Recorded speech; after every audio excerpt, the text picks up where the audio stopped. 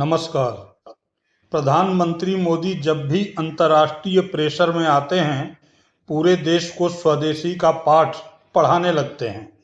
तब भी जबकि मोदी जी खुद महंगे विदेशी सामान का भरपूर लुत्फ उठाते हैं। पिछले दिनों जब चाइना से बात बिगड़ी तो नरेंद्र मोदी को गणेश जी की आंख छोटी छोटी दिखने लगी। अब ट्रंप से बात बिगड़ चुकी है तो काला धन लाने की शर्त पर सत्ता में आए मोदी जी को अब काले धन से भी परहेज नहीं है। मोदी जी की एक एक बात पर इस वीडियो में पूरे प्रमाण के साथ बात करेंगे, लेकिन पहले मोदी जी के स्वदेशी प्रेम को सुन लेते हैं। हम गांव गांव व्यापारियों को शपथ दिलवाएं, व्यापारियों का कितना ही मुनाफा क्यों ना हो, आप विदेशी माल नहीं बेचोगे। लेकिन दुर्भाग्य देखिए, गणेश जी भी विदेश से आ जाते हैं। छोटी आंख वाले गणेश जी आएंगे, गणेश जी की आंख भी नहीं खुल रही है। होली होली रंग छिड़कना है, बोले विदेशी। हमें पता था, आप भी अपने घर जाकर के सूची बनाना। सचमुच में ऑपरेशन सिंदूर के लिए एक नागरिक के नाते मुझे एक काम करना है।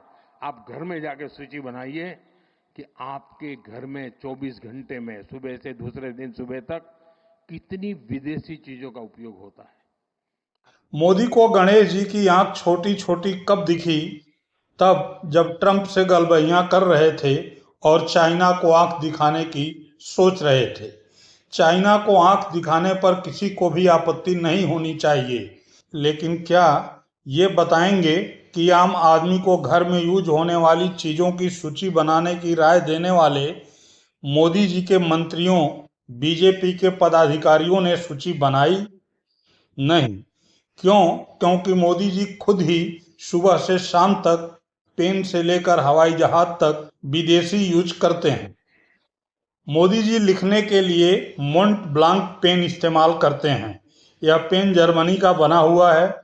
मोदी की कलाई पर जो घड़ी सजती है वह है मुआदो। यह एक स्विस ब्रांड है जो अपने स्टाइलिश और लग्जरी घड़ियों के लिए जाना जाता है। मोदी जी के चश्मे का फ्रेम बुल्गारी है जो इटली का प्रसिद्ध ब्रांड है।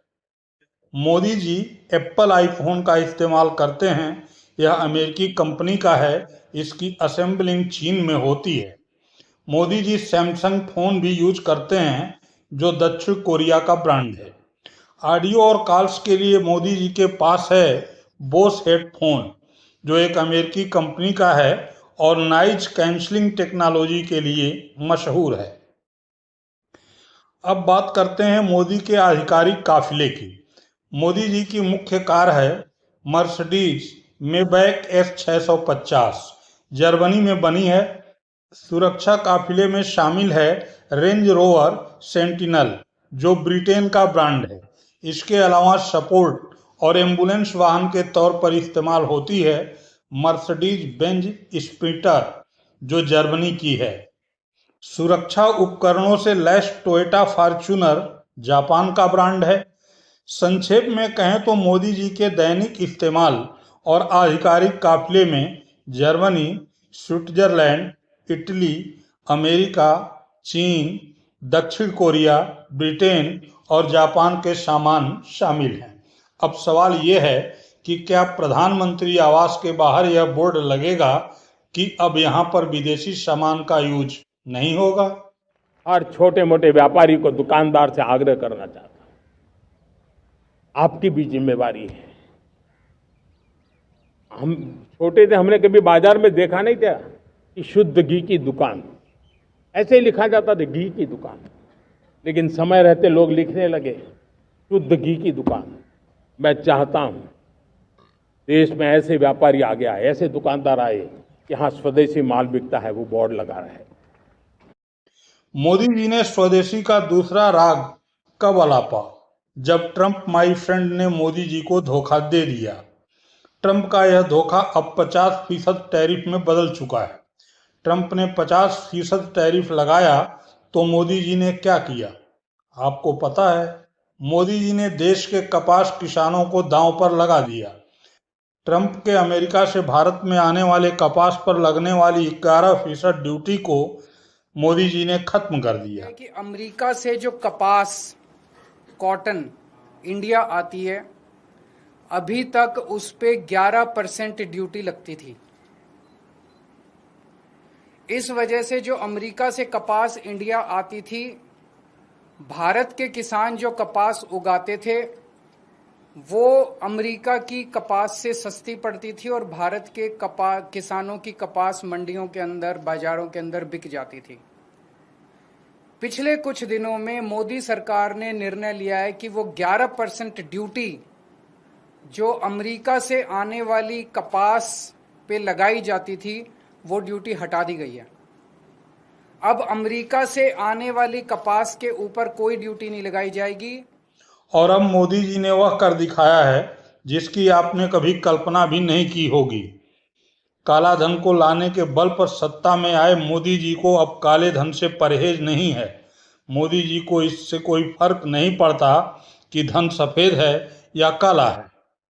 मेरी स्वदेशी की व्याख्या बहुत सिंपल है। पैसा किसका लगता है उससे मुझे कोई लेना देना नहीं है। वो डॉलर है, पाउंड है, वो करेंसी काली है, गोरी है, मुझे कोई लेना देना नहीं है। ये वही मोदी जी हैं जो न केवल काला धन लाने वाले थे, बल्कि आप सभी को उसमें से 15-15 लाख रुपए देने वाले थे। ये हमारी चोरी किया हुआ पैसा वापस आना चाहिए कि नहीं आना चाहिए? ये काला धन वापस आना चाहिए। ये चोर लुटेरों से एक एक रुपया वापस लेना चाहिए। इस रुपयों पर जनता का अधिकार है कि नहीं है? ये रुपया जनता के काम आना चाहिए। अरे एक बार ये जो चोर लुटेरों के पैसे विदेशी बैंकों में जमा है ना, उतने भी हम रुपये ले आए ना, तो भी हिंदुस्तान के एक एक गरीब आदमी को मुफ्त में 15-20 लाख रुपए यूं ही मिल जाएगा। कितने रुपये? ये वही मोदी जी हैं जो काला धन पर न केवल आम लोगों से झूठ बोले, बल्कि नौकरी पेशा वालों को भी नहीं छोड़े। आपका 1 रुपया दुनिया की किसी बैंक में नहीं पड़ा है तो आपको परेशानी काहे की? तो परेशानी किसको होती है? परेशानी किसको होती है?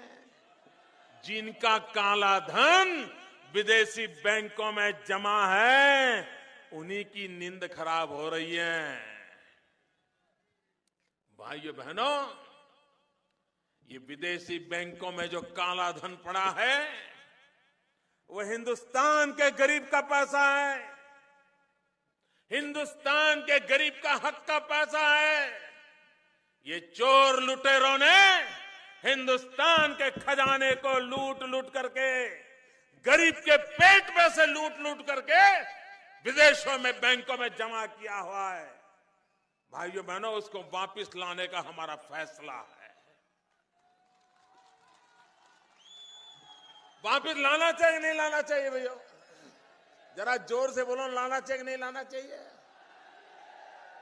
और मेरी तो बिल्कुल स्पष्ट मत है कि विदेश से काला धन वापस लाएंगे और जो फिक्स सैलरी वाले लोग हैं, बंधी हुई आय वाले लोग हैं और जो ईमानदारी से इनकम टैक्स भरते हैं, देश के लिए मर्यादित इनकम होने के बावजूद भी सैलरी वाले लोग इनकम टैक्स देते हैं। जिन्होंने देशभक्ति का काम किया उनका क्या गुनाह? जो चोर लुटेरे ले गए उनको तो कोई पूछने वाला नहीं है, लेकिन जो ईमानदारी से टैक्स भरता है उसकी कोई परवाह नहीं है। और इसलिए हमारा निर्णय है कि विदेश से जो काला धन वापस लाएंगे उसमें से कुछ परसेंटेज ये जो रेगुलर सैलरी वाले लोग इनकम टैक्स भरते हैं ना, उनको इनाम के रूप में वापस देंगे। उनकी देशभक्ति की इज्जत की जाएगी। आप अपनी बात कमेंट बॉक्स में जरूर लिखें, वीडियो को लाइक करें, शेयर करें और चैनल को सब्सक्राइब करना न भूलें। बहुत बहुत धन्यवाद।